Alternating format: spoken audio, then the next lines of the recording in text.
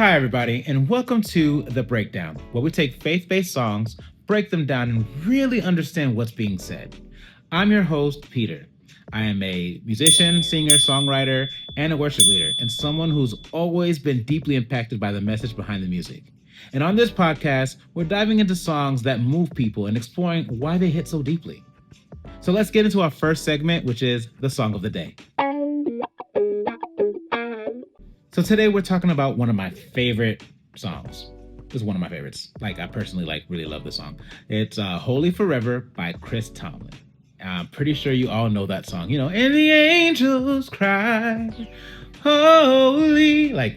Everyone knows that song. So now, first off, this song was written by some heavy hitters.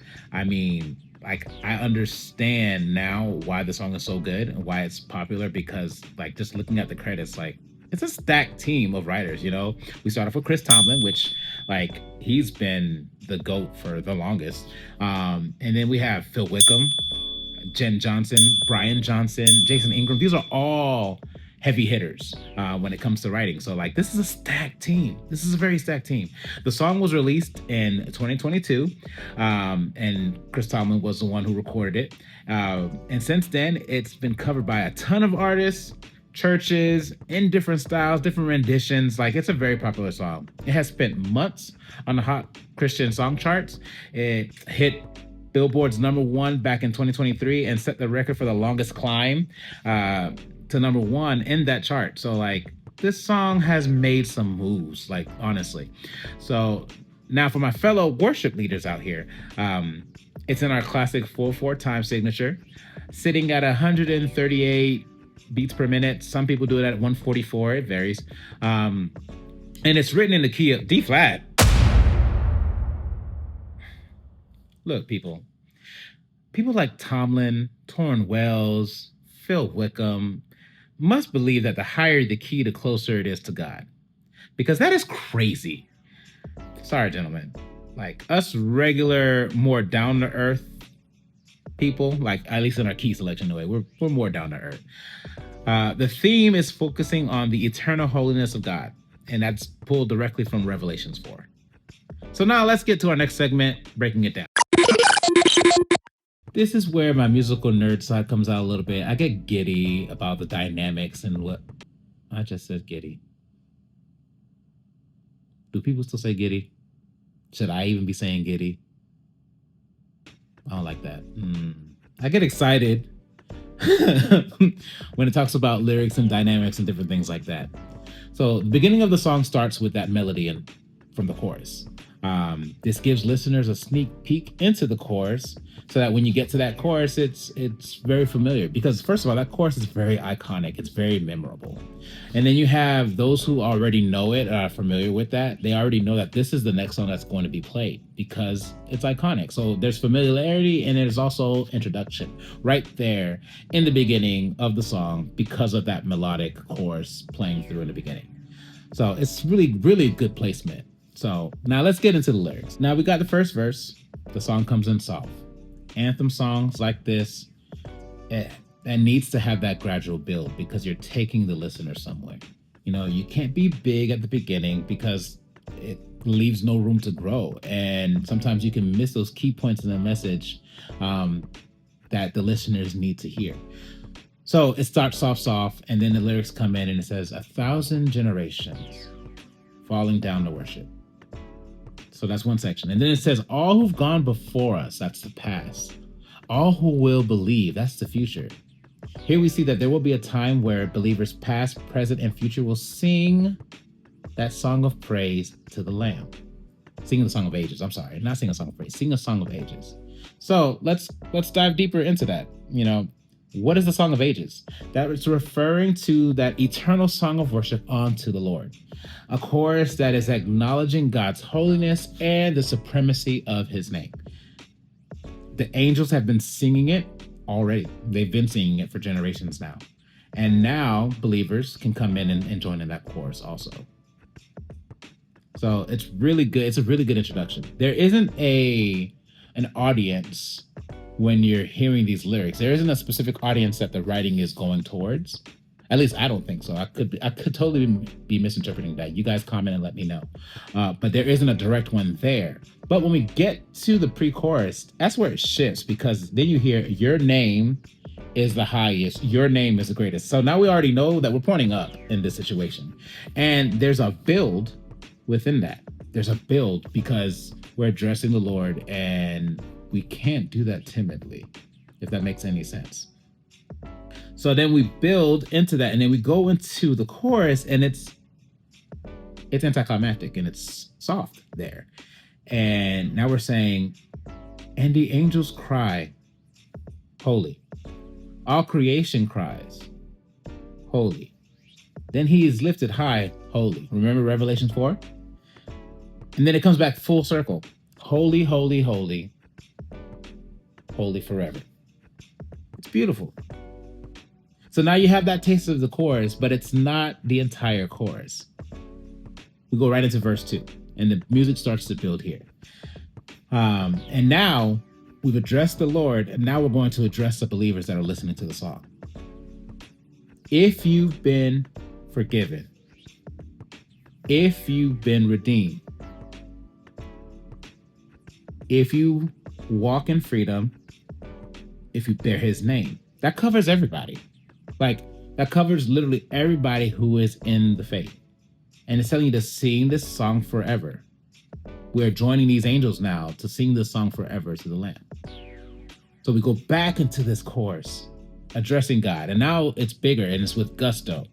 We sing holy, holy, holy again, but now extend the chorus, asking God to hear the songs of his children as they cry, holy, holy, holy. Hear your people sing to the King of Kings, and we acknowledge that he will always be holy forever.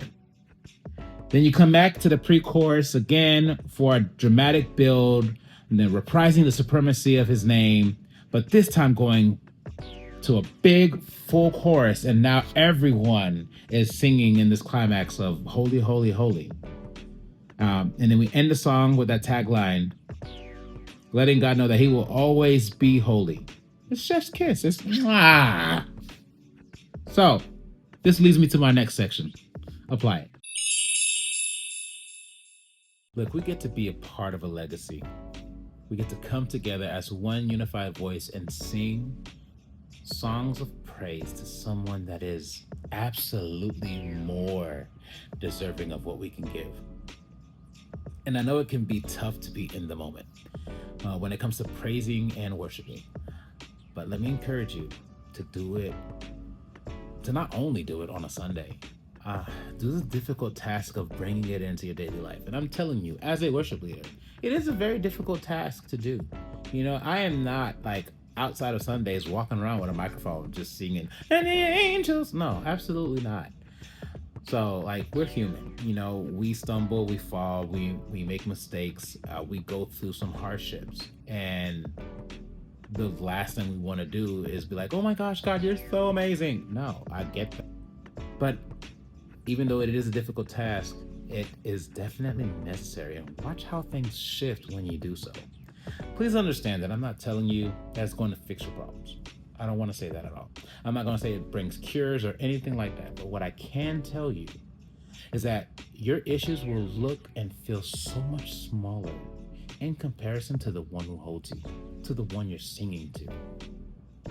And if you're watching this video, I want to challenge you. Just like the song was challenging the other believers to sing songs of praises to the Lamb. So we're going to take this opportunity, you know, and we're going to sing. Let's sing this song. So join me as we get ready to sing Holy Forever. And let's worship together.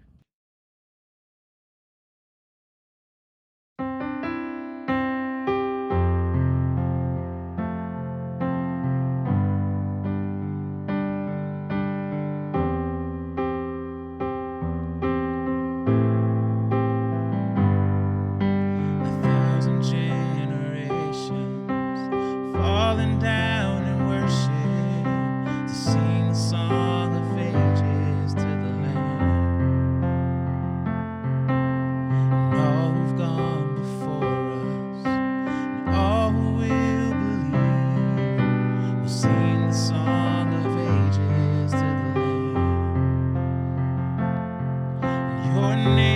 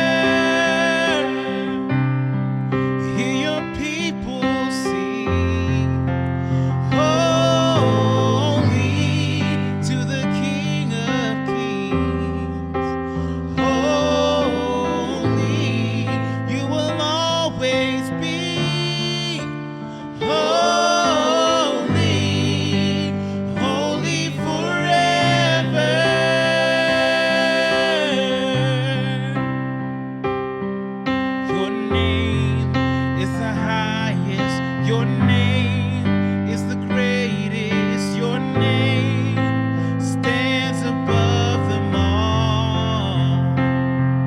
All thrones and dominions, all powers and positions. Your name stands above them all. Jesus, your name is the highest. Your name is the greatest. Your name stands above them all. All thrones and dominions, all powers and positions. Your name stands above them all. And the angels cry, holy. All creation cries, holy. You are lifted high, holy, holy forever. Hear your people sing, holy to the King of Kings. Holy, you will always be. Holy, holy forever. You will always be. Holy, holy forever.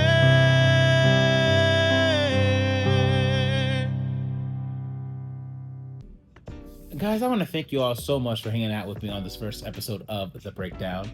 If this song impacted you or gave you a new perspective, let me know in the comments. And I'd love to hear what song you think we should do next on The Breakdown, you know? If you enjoyed the episode, feel free to like and subscribe and share it with someone who might need it. Remember, don't just listen to music, understand what it's saying. And I'll see you guys on the next Breakdown. Be blessed.